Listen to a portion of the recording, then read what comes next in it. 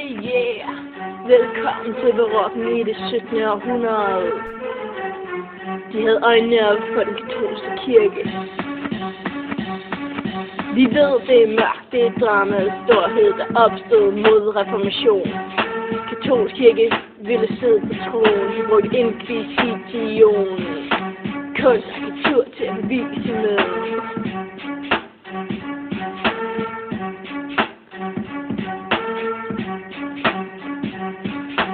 Livet betragtes som et teater, en del af et kæmpe skuespil med jordiske koordinater.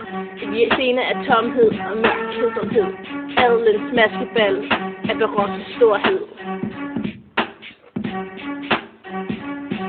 Politisk ser vi enevælde stændersamfundet, vi er solens danser rundt om centrummet. Individet er blot en lille brik i verden, der snart kun er jordiske lille smerten.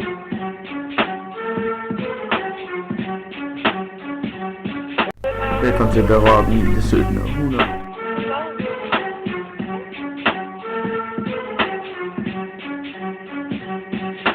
Små reformanter prøver at vende Oberstund.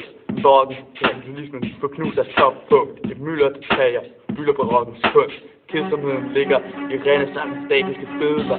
Det bliver slået af dynamikken på barokkens lærder.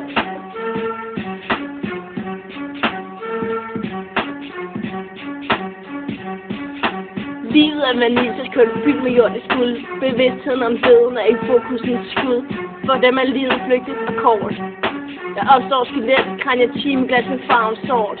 En sæbeboble er et kønt eksempel, der viser det skrøbelige livs tempel. 17. århundrede.